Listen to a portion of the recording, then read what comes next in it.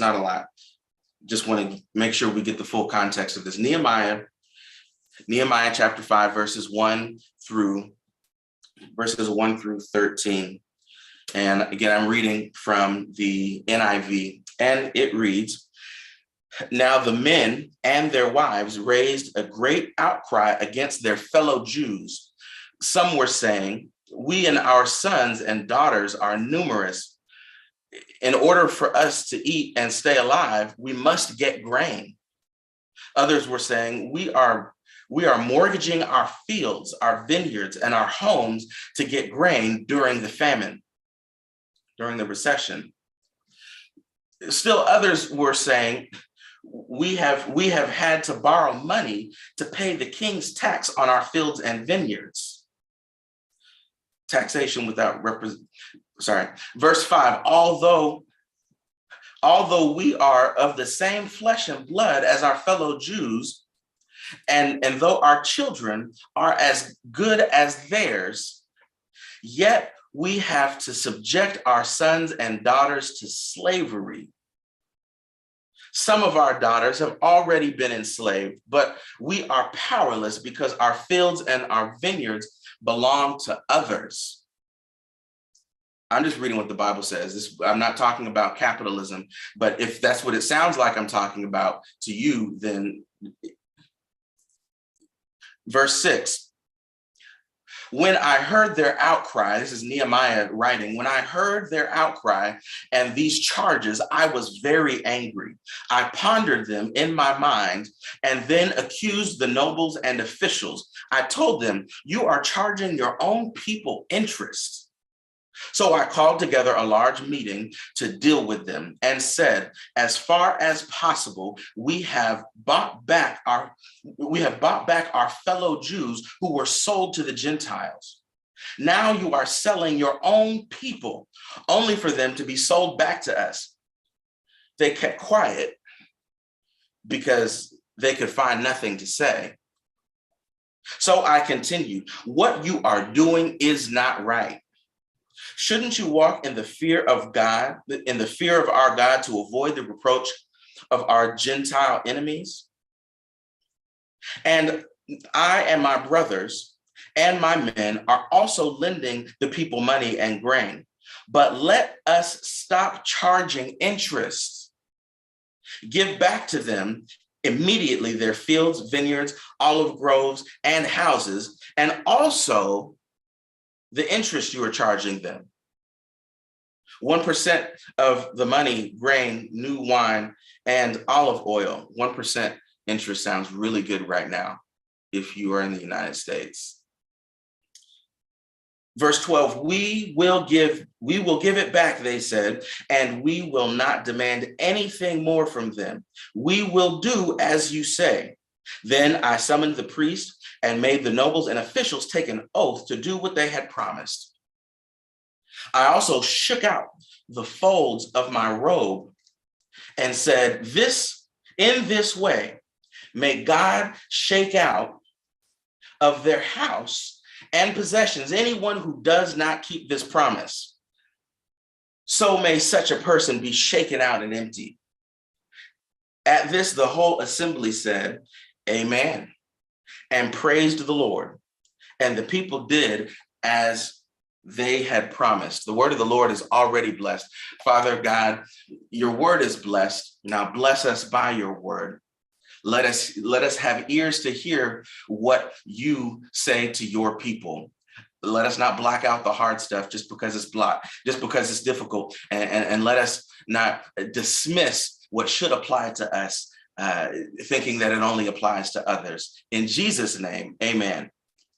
So this is how to handle oppression. And if you want a subtitle for this, you can call "Shake It Out." But this is how to handle oppression. As I mentioned, in the book of Nehemiah, Nehemiah has gone back with the blessing of the king of Persia, Artaxerxes. He's gone back and he's inspected the walls of Jerusalem, and he felt terrible about what he saw. But he was prepared in advance for the opposition that was sure to come. He had made preparation for that. He gathered people. He got people engaged and enrolled in what he in this thing that he was trying to accomplish that benefited everybody. And the people were working together. Everybody was doing their part. The things that needed to happen in the right order happened in the right order. And even though people came along and jeered at them and wanted to cause confusion amongst them to stop the work, the people had a heart to work. Their minds were set on the work that was before them. And so they got the work done anyway. We saw last week in chapter 4 that in spite of all of the opposition they faced, the wall was being built and it was already halfway up to its original height and the gates had been replaced and everything. So these people had a mind to work. But then what we see here is Nehemiah, he sees oppression. He hears something, but really before he sees it, he hears it.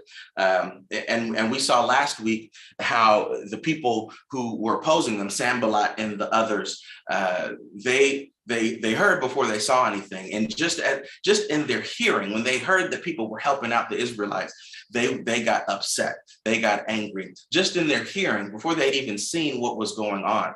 And in this case, before Nehemiah had even seen what was going on, he heard about it. He heard about what was going on, and it upset him greatly. It says he said, this is his own words in verse 6, I was very angry. I was very angry. So right now in these United States of America, I can't speak for other places around the world, but I know what's going on here a little bit, just a little bit of what's going on here. And interest rates are higher than they have been in decades, I believe, decades.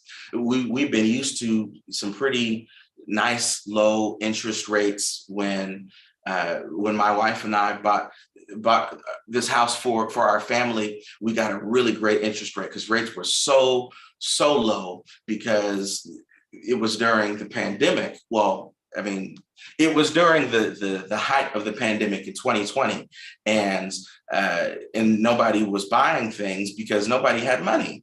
And so the people who control the interest rates and manipulate the market, I didn't mean the last part, but I did mean it.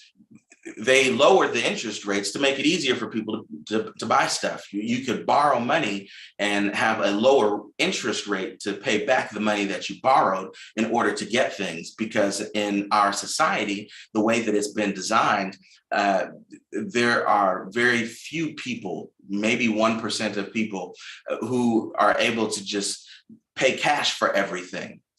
They have enough money to just buy the things that they need and buy things in excess.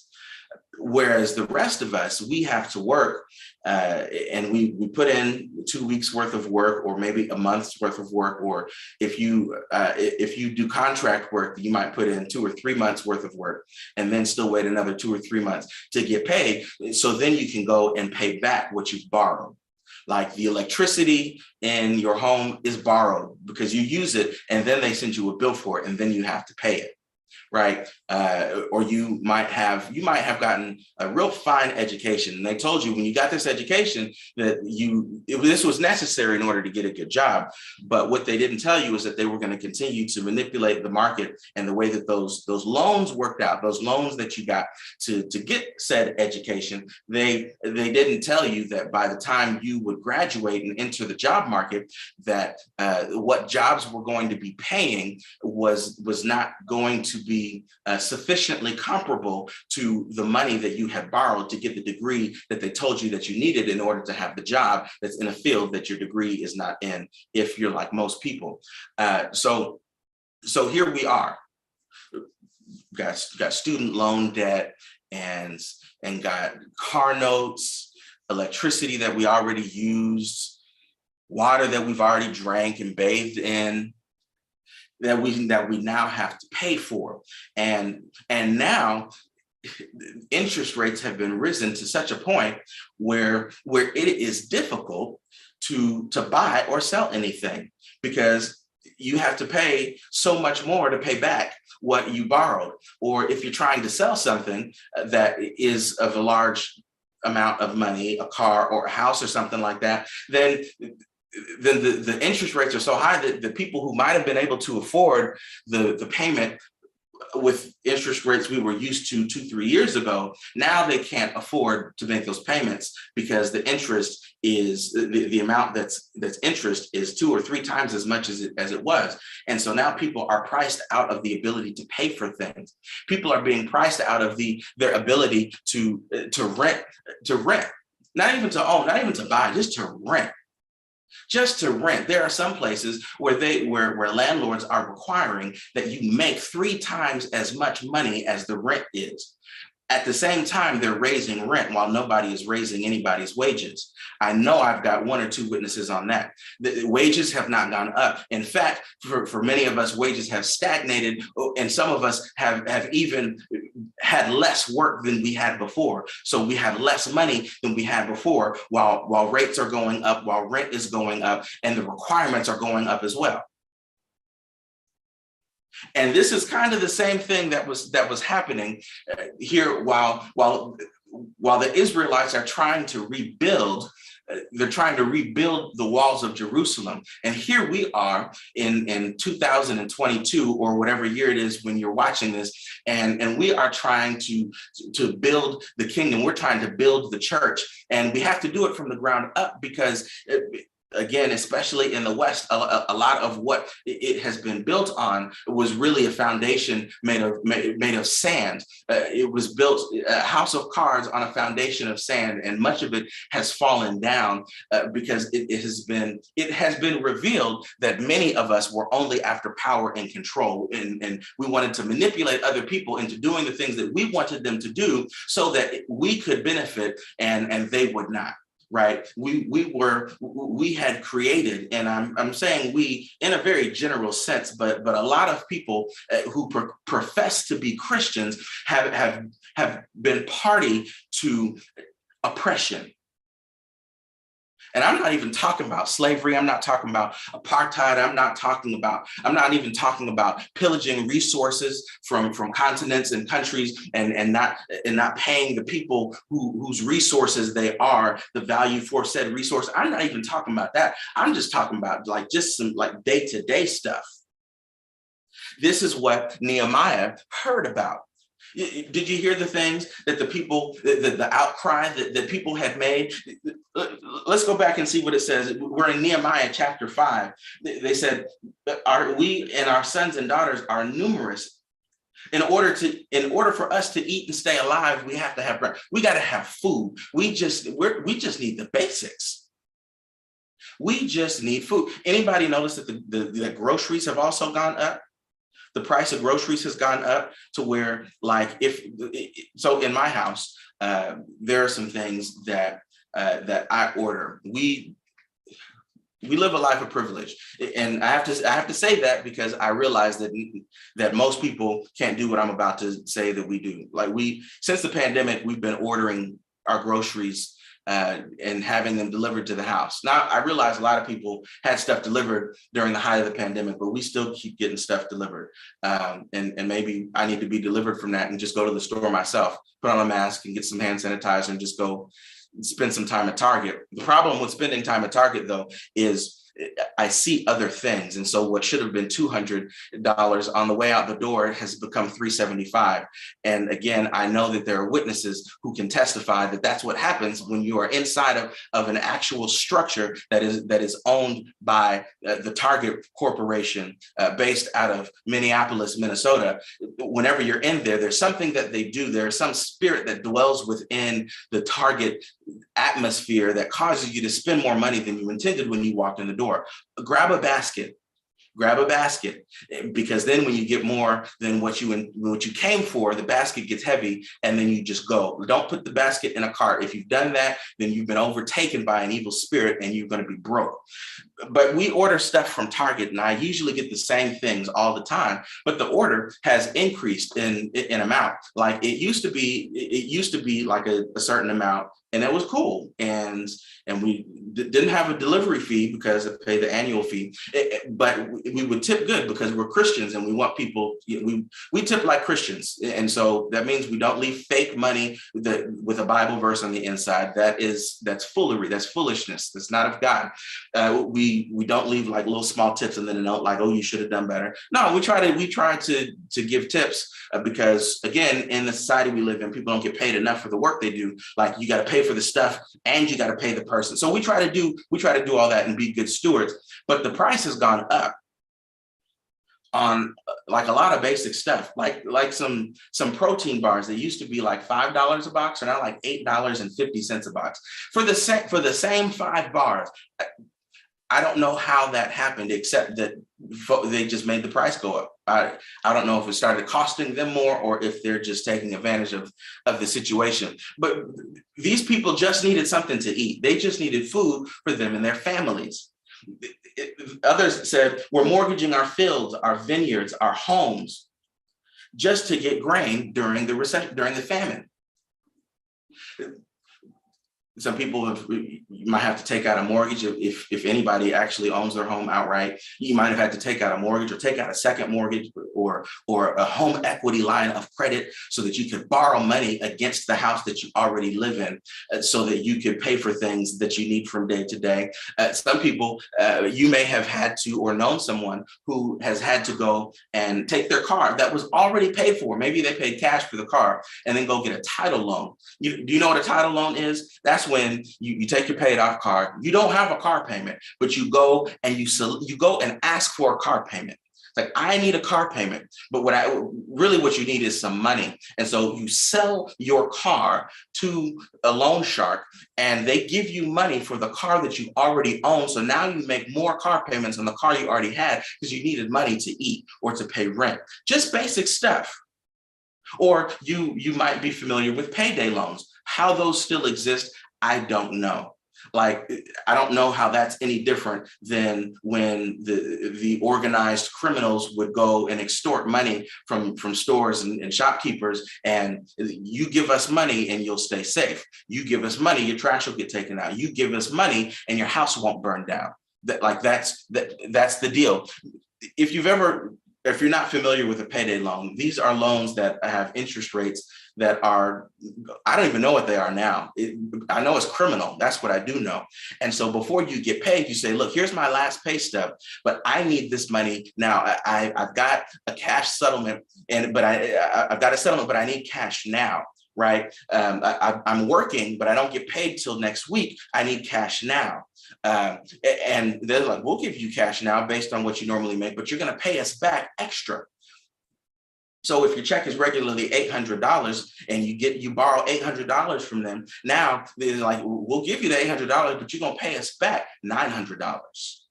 And so now when you get your $800 check, now you're in the hole an extra $100. This is what was happening.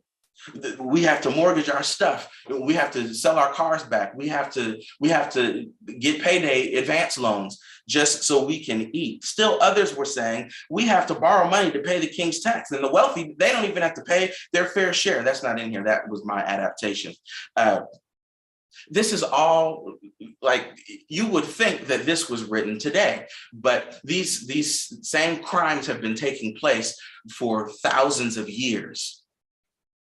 And when Nehemiah heard of this, his response was he became angry. I was very angry, is what he said.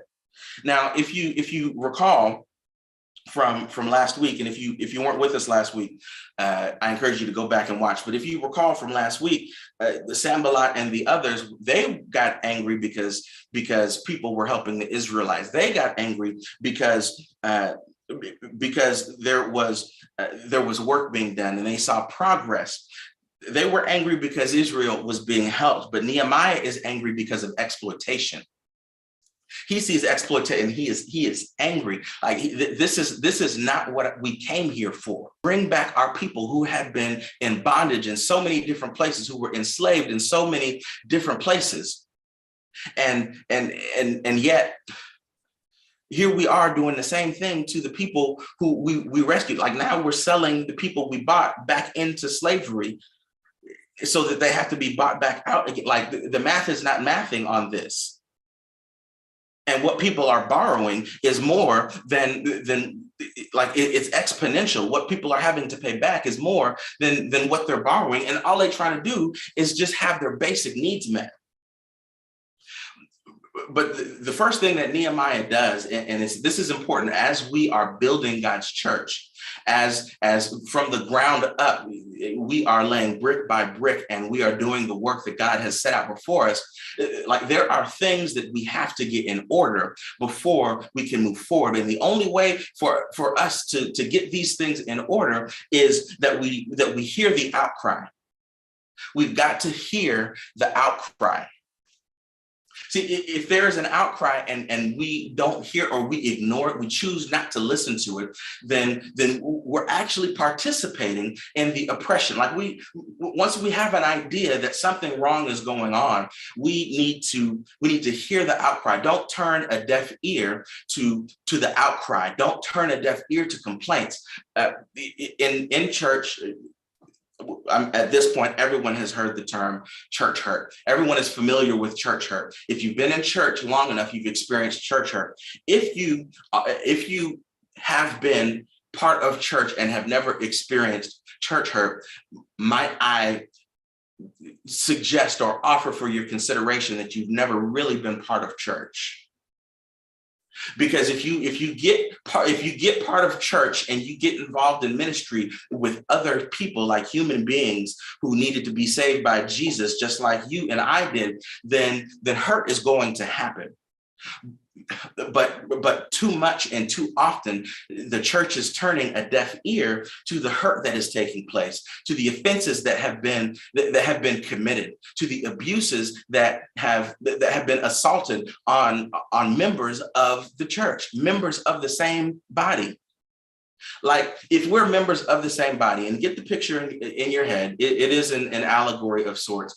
And anthropomorphosis, I can't say the word right. I was going to try to sound real smart with this like 5-6 syllable word, and I didn't get it right. So don't worry about it. But making the church human in the shape and form of a body, and we are all members of the same body. Now imagine having a cut on your finger and you see it bleeding and you act like nothing is wrong. It's fine. I don't see the blood. What blood?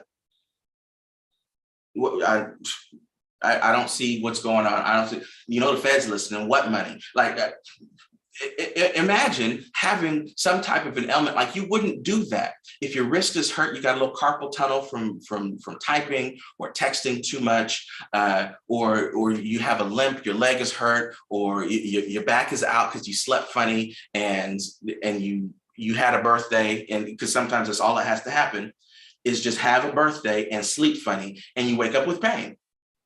But imagine ignoring that, pretending that it didn't exist. The only thing that can come of that is that it gets worse or becomes permanent. If it's not treated, if a cut is not treated, it can become infected. If the infection is not treated, it can spread. If the infection spreads and it is not treated, depending on the type of infection, it can kill you. We have to hear the outcry. We have to hear the outcry. When the body sends through the nervous system, sends a signal to the brain that there is pain, we cannot ignore the pain. What Nehemiah did, he heard the outcry. And then what he does, and I just want to point this out, he pondered to himself. Let's look at this in verse 7. I pondered them in my mind, the outcry and the charges that were lifted up. I pondered them in my mind and then accused the nobles and officials. This is so important that we do this as we are, I don't want to say cleaning house, but in a way we are cleaning house. Before any renovations can be done, some things have to be moved out of the way. Before, if you've ever had a carpet cleaned, before the carpet can be cleaned, if it's going to be done right, some furniture has to be moved out the way. Some things have to be cleared out. And the Apostle Paul tells us, I believe he tells this and says this in one of his letters to Timothy, to Pastor Timmy, that if there is a charge that is to be brought up against any elders of the church, that there has to be like two witnesses. It can't just be just one person against everybody, because accusations, people can be harmed by baseless accusations. So even in the New Testament, it says that there should be a witness, so that it's already corroborated. What we saying happened, and it's two or more of us all coming to say this is what happened. But here's what Nehemiah does. He says, I pondered this to myself, and then accused. We have to think about it. We have to not be so easily offended. Hear the outcry, but don't be so easily offended.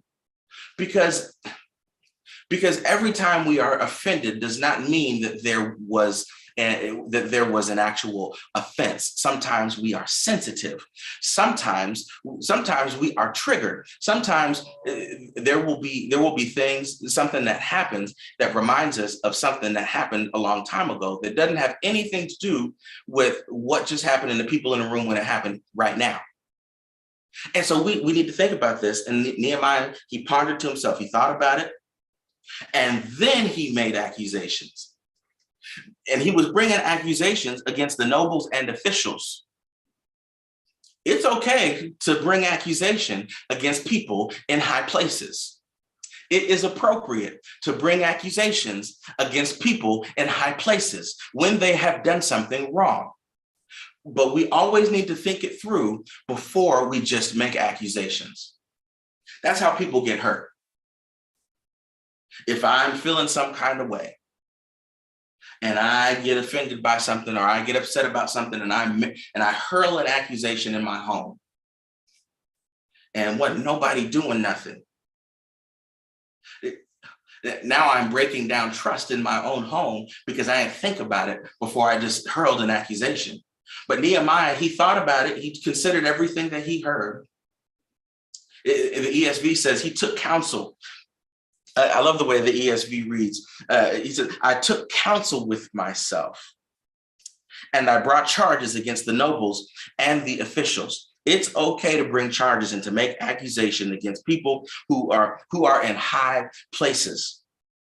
It is okay to do this. We have to call it out. Once we have heard, we heard, and then we need to consider, and then we need to say something. Don't remain silent. Don't be deaf to the situation. Don't be deaf to the outcries, and don't be mute. Once I've heard about it, I got to say something about it. In the subways and on the tube, in different cities, major cities around the world where they've got like quality public transportation, you may hear over the loudspeaker, if you see something, say something. If something seems out of place, say something about it. Don't assume that because you are the only one who saw it, don't assume that there's nothing to be said about the situation. If you see something, say something, and you may save somebody. You just don't know. Or like at the airport, like don't accept bags from people who you don't know. I don't know who's done this. And if it's you, may the Lord bless thee with discernment. Who's taking bags from strangers and like, oh yeah, I'll take this bag on the plane. Like, have you not watched enough TV? Have you not watched enough TV to know not to take a bag from somebody else? Like, if you see something, say something. Nehemiah heard, he considered to himself, and then he said something. He did not remain silent. We cannot remain silent. Then going on, Nehemiah explains, he says to the assembly, like, this is happening, we've done this. Like, what is the problem with us? And this is the part right here. When an accusation, I'll make it personal. Have you ever been accused of something that you thought that maybe you were getting away with, and when it was brought to your attention, all there was like, and I oop, like it says here in verse 8, they kept quiet because they could find nothing to say.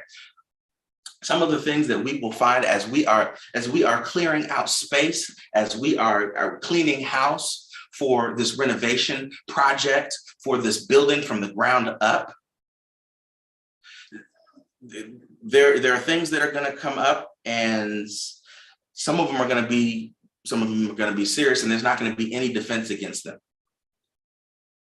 When there's no defense, there's nothing to say. And they had nothing to say. They kept quiet because they could find nothing to say. It's like, oh, well, sounds like he's considered all of the evidence, and there's nothing we can say that's true that will protect our position in this. So nobody say anything. That's what happened. And while we're right here on this rebuilding, this renovation, this building from the ground up, I want to talk just for a hot second about deconstruction, because I have gone through my own deconstruction of my Christian faith, of my beliefs. I have deconstructed, but I heard somebody say, and I'd tell you who it was if I can remember right now, but that deconstruction without reconstruction is just demolition. It's just destruction. So if we are breaking things down and unlearning some things and taking things apart, but there is no rebuilding, there is no reconstruction, there is no renovation, then all we're doing is making a mess. All we're doing is destruction. All we're doing is demolition. This is not a demolition project. This is a renovation project. This is a reconstruction project. But these accusations were brought, and there was nothing that could be said. And here's what Nehemiah said. He's in verse 9. What you are doing is not right. It's that simple. When we hear the outcry and we see the oppression, and we consider it, and we bring charges, we make accusation. Sometimes the accusation might come in our direction. We have to be clear as the church. Hear me when I say that as the church, we have to be clear about what is not right.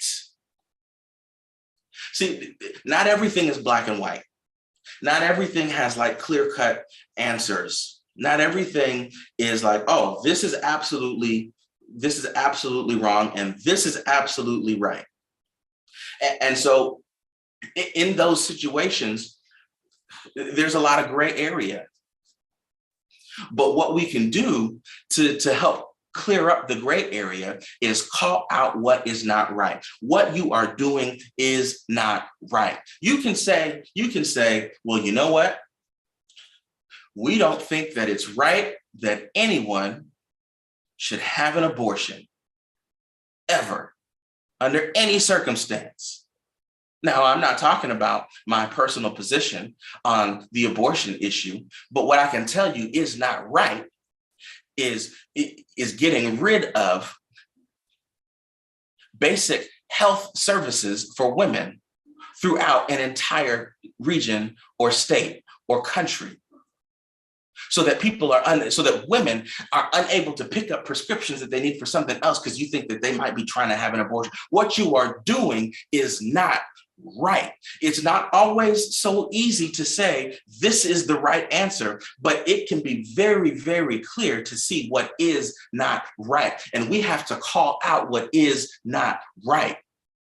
This is not about condemning people for their political persuasion, or condemning people just on the basis of who they vote for and what the person they vote for stands for. There's space for conversation about those things. There absolutely is. This is not about passing judgment on one person's lifestyle or over another, but But there are certain things that just are not right. And we have to be willing to be standing on 2 feet, flat-footed, or maybe on your toes with a little bounce, just in case they, come with a little Draymond Green at you. Like, you got to be ready sometimes. But we have to be able and willing to say, this is not right. What you are doing is not right. Again, not always going to have the right answer, not always going to be able to say exactly how a situation should be handled or what a certain thing should be played out. Excuse me. But we know what's not right. You can see what's not right. When folks can't feed themselves, can't feed their families, that's not right. When people can't afford the place that they live in, the place they've been living in on a salary they've been making, that something is not right. When people are being tossed out of jobs so that wealthy people can retain their level of wealth while creating more poverty, something is not right. When people who are trying to leave a certain type of environment that is not healthy or conducive for bringing up a family, and they're trying to come across an imaginary line where some believe there should have been a wall, and they come across just trying to be able to feed their families or have an opportunity for an education. There are, we're nation of laws and all that stuff, but some things just are not right. And we as God's church have to be able and willing to say that is not right. What you are doing is not right. I ain't talking to them. I'm not talking, because here's what we do. Here's what we do. Here's what the church does, where it says, let me go there. Verse 5, although we are of the same flesh and blood as our fellow Jews, and though our children are as good as theirs, it sounds like there may have been a little bit of a caste system. Everybody is just as good as everybody else, but then there are some people who are being treated lesser than, yet we have to subject our sons and daughters to slavery. Some of our daughters have already been enslaved. And here's what we do. Y'all are selling your daughters into slavery? But look at selling your daughters into slavery. Why are you talking to me about this? Why are you talking to me about what I have control over? What about Chicago? That's what we do. What aboutism? We'll come in here and you selling your own children into slavery. The children have to be enslaved because folks can't afford to feed themselves.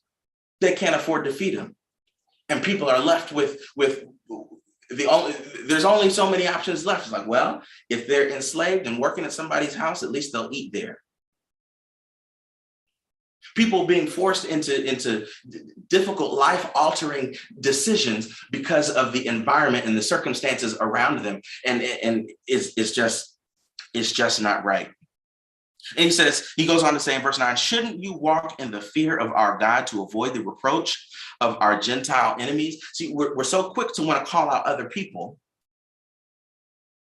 for what they're not doing. It's like, whoa, hold on a minute. You want us to help you with what? Why don't you pull yourself up by your own bootstraps? You don't have boots? Well, maybe you should have thought of that before you allowed your people to be enslaved and carted in the bottom of ships across the Atlantic Ocean. Maybe you should have thought of that before you allowed some people from Europe to invade your country and take it over. Maybe you should have thought about, like, where are your bootstraps? And what Nehemiah is saying here is, shouldn't we be trying to avoid being like the people who oppressed us?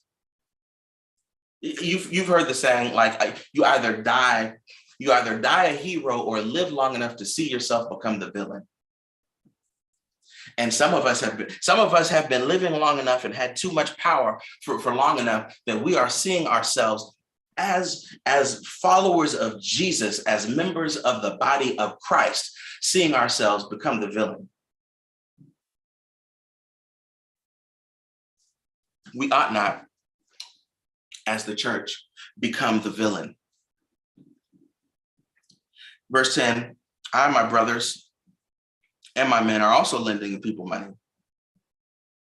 We're also lending them grain.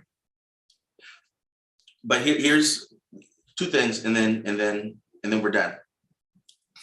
First is to abandon, and the second thing is to restore. Abandon and restore. In verse 10, Nehemiah says, look, we've been lending too. We've been lending to the people that are in need and don't have. But here he says, but let us stop charging interest. Here's what it says in the ESV. Let us abandon this exacting of interest.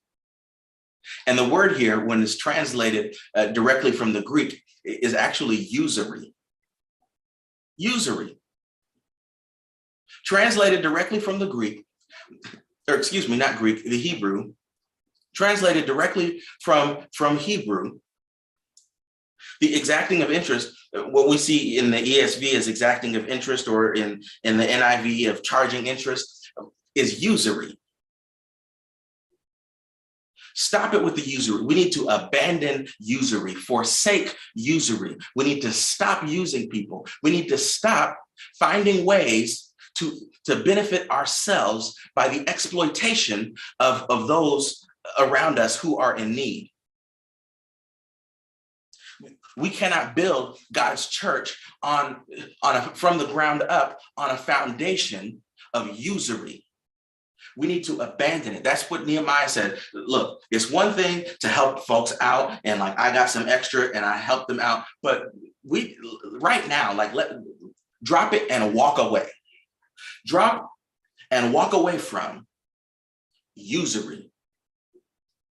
Abandon the practice of using people. Oh yeah. And see, this is not just about money. Oh no. If it were just about money, it would be too easy for you and I to be like, well, this don't apply to me. Don't apply, let it fly. Because I ain't got no money. And so I cannot be a lender today. I know that I'm supposed to be a lender and not a borrower, ahead and not to tail, above and not beneath. But today I am underwater and behind. And Peter and Paul are going to have to duke it out because they both been robbed. I ain't got nothing. So this doesn't apply to me. Oh no, but we use people in relationships, don't we? In our interactions with one another, we're not just helping out. We're not just being in relationship. We're not just experiencing reciprocity. No, we are exacting interest. We are taking a pound of flesh from other people. We're not trying to be on an even playing field, just as good as one another. Sometimes in certain relationships, we're taking more than we're giving. And Nehemiah says, abandon the usury. Let's stop right now taking more than we gave. Abandon and restore. He goes on to say, verse 11, give back to them immediately their fields, vineyards, olive groves, and houses, and also the interest you were charging them. So cancel the mortgage and give them back the interest they pay. The ESV says it this way: return to them this very day their fields, their vineyards, their olive orchards, and their houses, and the percentage of money, grain, wine, and oil that you have been exacting from them. And this was the response. This was their response. We will restore these and require nothing from them. We will do as you say. Or in the NIV, we will give it back, they said. and we will not demand anything more from them. We will do as you say. We have to abandon in the church as God is building from the ground up and using us to do it. We have to abandon usury. We have to abandon using people, taking advantage from people, taking more than we have given. And if we have, we need to make it right. It's not enough to just stop. It's not enough to, okay, I'm gonna stop charging interest. Okay, it's over. Oh, see, this is why, and I wouldn't even plan on mentioning this. This is gonna be scary for somebody. The whole conversation in the United States about reparations, and this conversation needs to be had in plenty of places around the world, but this conversation about reparations for the descendants of people who were enslaved in the United States, for some people, oh, slavery was a long time ago. I didn't have nothing to do with that. Yeah, but see, it was never made right. Sure, maybe you abandoned or just reformed slavery, but there was never any restoration. There was never any restoring. See, and this is so good. We might pick this back up next week. The restoration is part of the process that may lead to reconciliation, but not always. See, when there's an offense, and then somewhere in there, forgiveness is supposed to happen. But see, when I am not the offended party, if I'm the offended party, then forgiveness should be my position, should be my posture. But if I am the offending party, I should hope for forgiveness. But regardless, I should restore. I should be doing what I can to make right, to give back what I have taken. See, we're not always going to do everything right. We're not always going to do everything right. But what we can do is when it's called out, when it's brought to our attention that we've messed up, that we have fallen short, that we've taken advantage of someone, that we have hurt somebody individually or as the church, we need to abandon the practice, not reform. Reform takes too long. Stop it. Stop right here, dead in our tracks. Stop what we're doing, abandon the practice of usury, and then we need to restore. We need to do what is in our power to give back what we have taken and give back what we have robbed people of. We're not always going to be able to do it, but we have to make the effort. There's a possibility that the interest, the extra stuff that they had taken, that it was gone. The extra wine that they had taken as interest, drank. The extra oil, they already fried something with it. So there's a possibility that we're not going to be able to fully restore or repair what we have broken, what we have taken, what we have robbed other people of. But we ought to restore. And that was the response of these people when they were confronted with their sin, when they were confronted with their wrongdoing, confronted with the oppression that they had imposed on other people. Their response is, we will give it back. We will restore them. And we won't do it anymore. We won't ask them for another thing extra. That should be our response. There's the abandonment. We need to abandon the practice of usury, and we need to restore what we have robbed. But then this last part, here's the shake it out part. I know you might have the subtitle, shake it out. It's this part right here. And this is it. Nehemiah said, okay, I heard what you said, but now I need everybody, all the officials, the priests, the nobles, everybody who is somebody who is part of this. I need you to take an oath. I don't want you to just say that you're going to do it. Take an oath. And look at this, symbolically, what he did. I imagine he stood up at this point. In the ESV, it says he shook out the fold of his garment. Well, when you sit down, your stuff get bunched up a little bit like that. That's the fold. And he stood up and a little dust fly out. You know what happens. You were sitting down eating some Ritz crackers or something, or Nature Valley granola bar. If you had a Nature Valley granola bar, then you've got a full granola bar worth of crumbs, like right here in the fold. He shook it out symbolically. You see what I'm doing right here? how everything is coming out. If anybody goes back on their word, may God do this to you and your whole household. Shake it. May you be shaken out and emptied of everything if you go back on this word. I know it's tough, right? But that is what we're called to. As we are from the ground up, participating with God in the building of his church, whether it's through Net Church or through the ministry God has given you, the assignment God has given you, or another church or organization that you are a part of, as we are participating in God's work, there are some things that we have to abandon, some things that we have to restore, and we must make an oath before God that we're not going to go back. Because if we do go back to those same practices,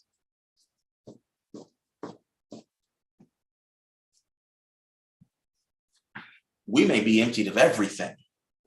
Let's not risk it all for the sake of harming somebody and taking just a little bit extra out of them and then blaming them for being hurt. Let's not do that.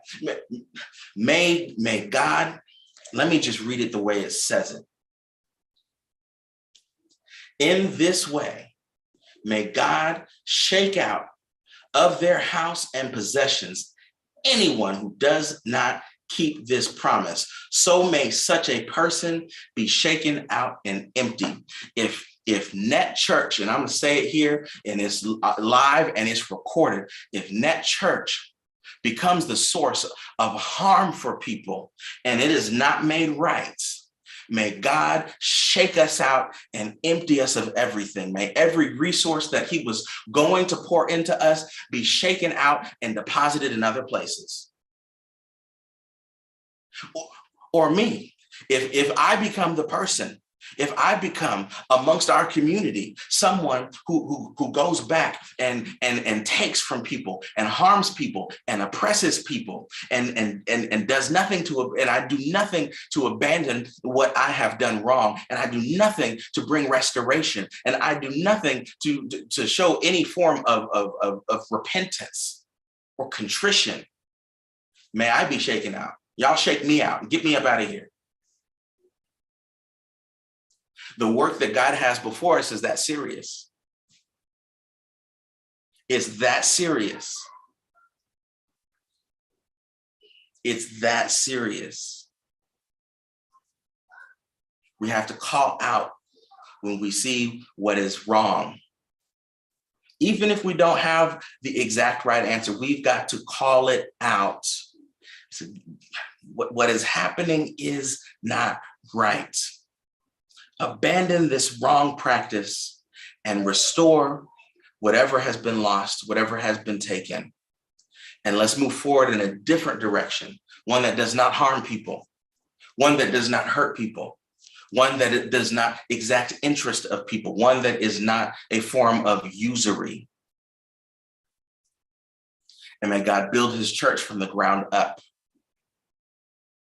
that he might be glorified. And that at the name of Jesus, every knee bow and every tongue confess, in heaven, on earth, and under the earth, that Jesus Christ is Lord,